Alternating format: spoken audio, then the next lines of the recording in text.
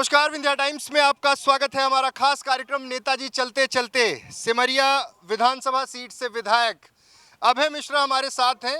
रीवा में नहीं मिल पाए, आगे भी नहीं मिल पाए और आज उत्तर प्रदेश के बॉर्डर से लगा हुआ ये क्षेत्र है त्योंथर चाक घाट में है। अभय जी, थकान हो रही है कि नहीं? काहे की थकान, जब जनता का सहयोग मिलता है तो और उत्साह बढ़ता है। हाँ। और अगर ना मिले तो बैठे बैठे भी आदमी थक जाता है। अभय जी, एक बड़ा सवाल ये है, लड़ाई बहुत बड़ी हो गई। आपने कहा जंग अब शुरू हो चुकी है। सामने राजेंद्र शुक्ला, जनार्दन मिश्रा। अब बताइए कैसी है लड़ाई अब इस बार? अभय मिश्रा का नाम ही है लड़ाई, और अभय मिश्रा पूरे दिल से लड़ाई करता है और दोस्ती करता है तो पूरे दिल से। और जिस तरह से इनके कारनामे रहे हैं, हम जिम्मेदार लोग हैं। हम ऐसे नहीं छोड़ सकते कि रीवा ज़िले को कोई लूट ले। किसी को रबर स्टाम्प चाहिए, इसके लिए वो रीवा को दांव में लगाए दे रहे हैं कि अगर वो हम पूरा रीवा बेच दें तो एक ताली बजाने वाला बड़ा नेता चाहिए ना, जो कहे भैया जी बहुत अच्छा बेच दिए, अब मऊगंज नया जिला बना है, यहाँ भी बेचना है और 24 एकड़ ये खाली, इसको भी बेचना है। तो उनको तो रबर स्टाम्प चाहिए। मैं तो आश्चर्य ये करता हूँ, मैंने दिल्ली का भी निकलवा लिया सदन का, इनका सूचना के अधिकार में इनका ये भी निकलवा लिया सांसद निधि।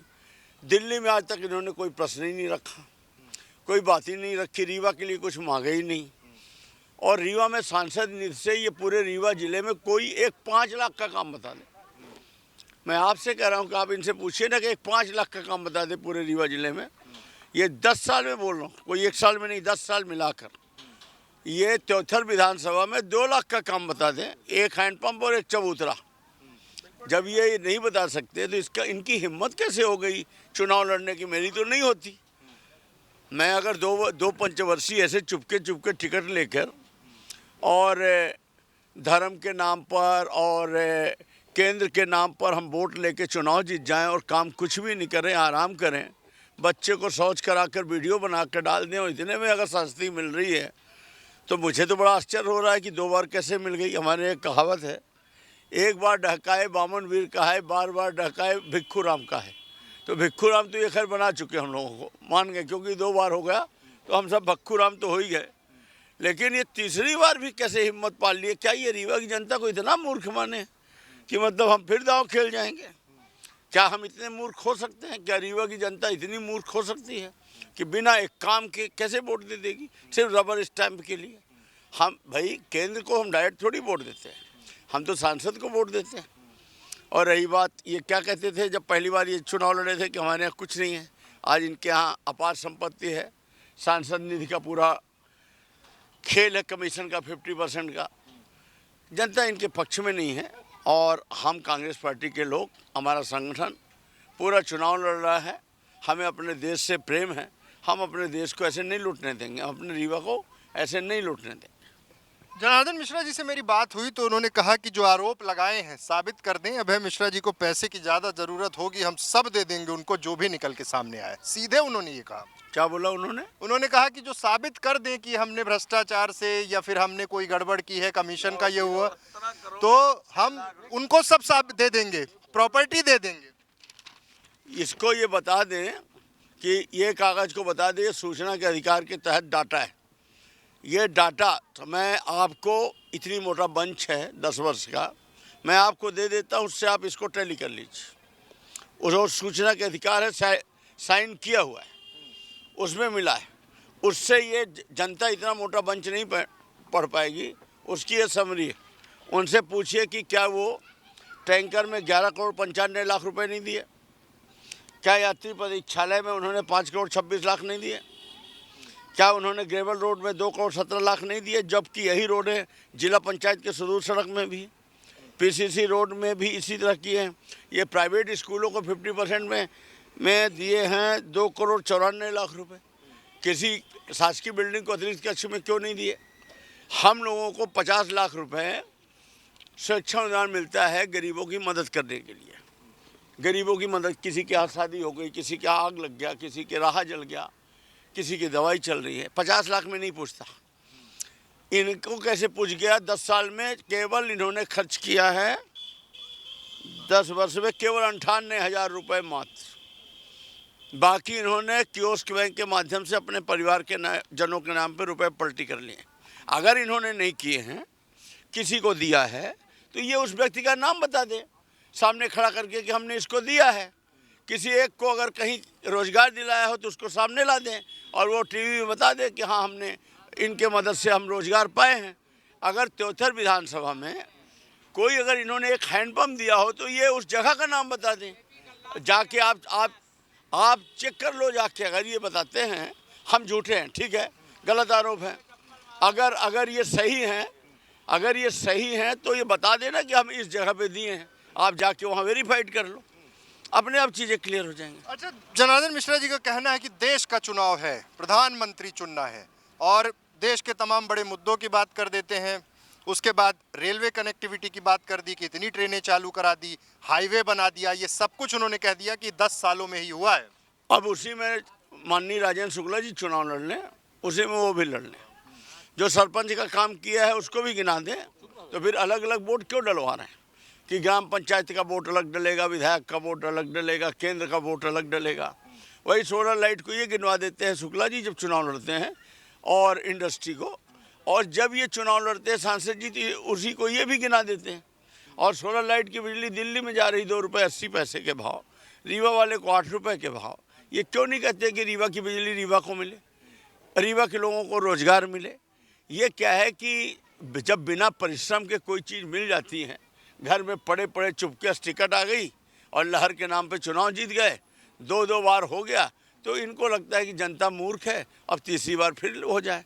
और शुक्ला जी को चाहिए कि ऐसा व्यक्ति कि जो एकदम रबर स्टाम्प हो, जो अपनी बुद्धि बिल्कुल न लगाए। ये जब रीवा बेचे तो कहे वो ताली बजाए, इसके लिए ये खेल है और हम रीवा के लोग लूट रहे हैं। आखिरकार 10 वर्ष जीवन का कम नहीं होता। केंद्र सरकार में हमारी क्या भूमिका है, आप ही बताइए। आपको लगता है क्या हमने मोदी को वोट दिया है? हमने तो मिश्रा जी को वोट दिया, जनार्दन जी को वोट दिया।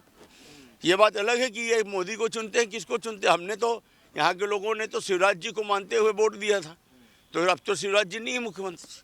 तो जनता जो प्रणाली है हमारी, और सबसे बड़ी बात क्या है कि जो अपने यहाँ संसदीय प्रणाली है, 2 पक्षी, राज्यसभा और लोकसभा, इसमें ये बाबा साहब अम्बेडकर का संविधान है। इसमें एक जगह कोई पैरा 262 है, उसमें लिखा हुआ है कि राज्यसभा और लोकसभा की कुल संख्या का 2/3 से अधिक बहुमत प्राप्त सरकार संविधान में पुनर्विचार कर सकती है।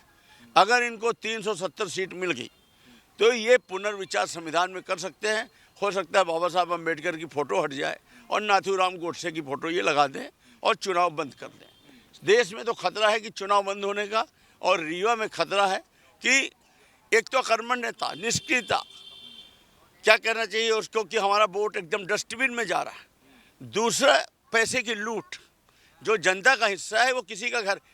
आखिर इनसे पूछिए, आप उल्टा सवाल करिए कि ये जो इनका घर है 2-2.5 करोड़ का है, पहले तो आप बोले थे झोपड़ी में थे, ये कहाँ से आया?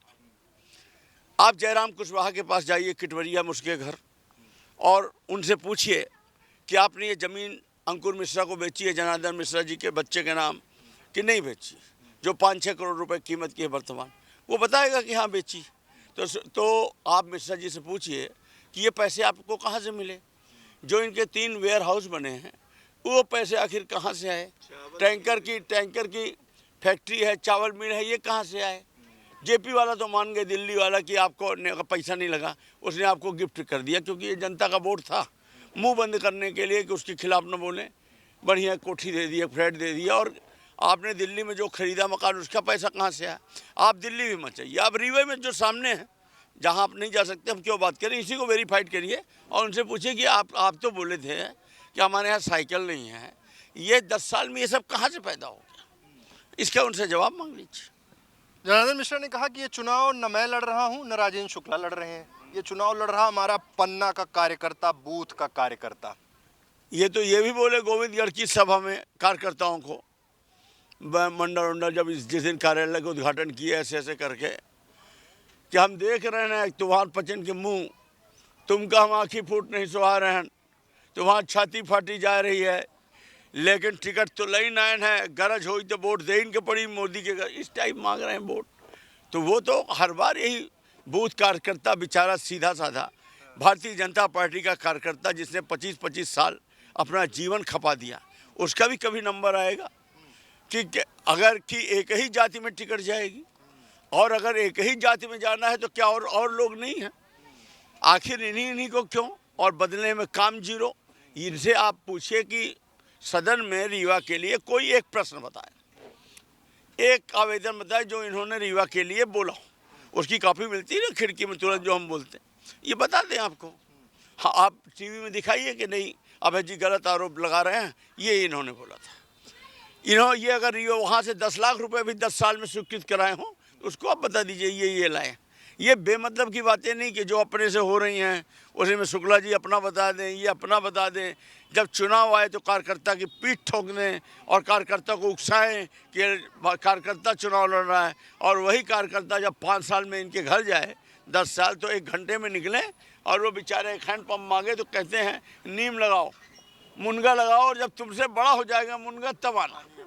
तब ये हाल है। आप पूछिए।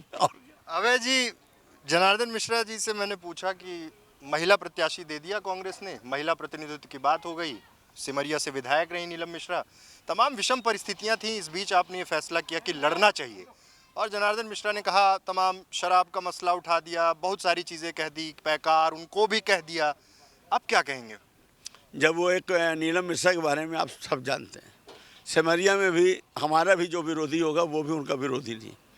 उनका जब ये एक महिला की इज्जत नहीं कर सकते हैं, जब एक प्रत्याशी महिला प्रत्याशी को ये बुरे शब्द बोल सकते हैं, तो ये महिलाओं का क्या सम्मान करेंगे?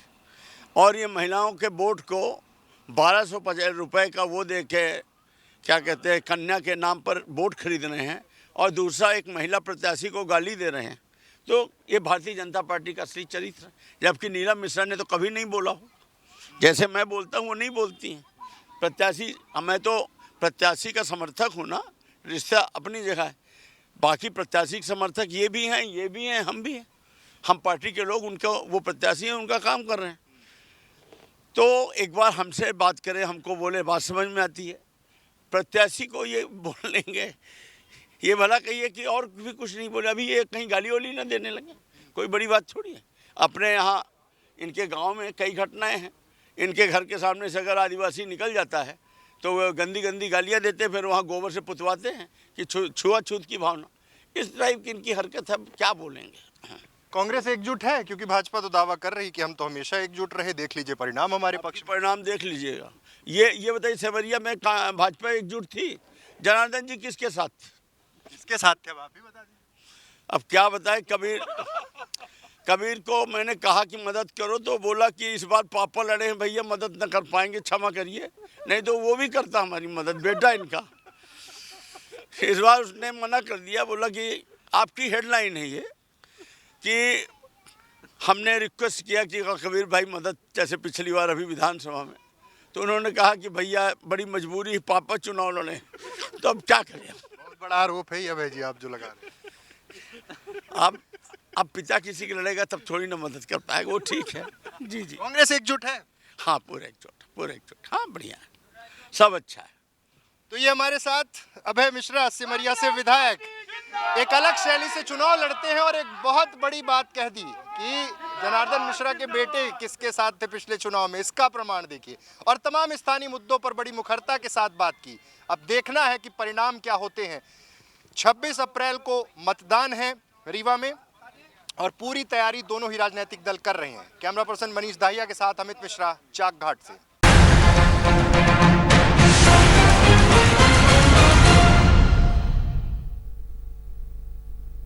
A program sponsored by national hospital Rewa. Vindhya क्षेत्र में पहली बार कैंसर का संपूर्ण इलाज, आयुष्मान कार्ड धारकों का संपूर्ण इलाज निःशुल्क। पता नेशनल हॉस्पिटल, समान तिराहा, न्यू बस स्टैंड, रीवा।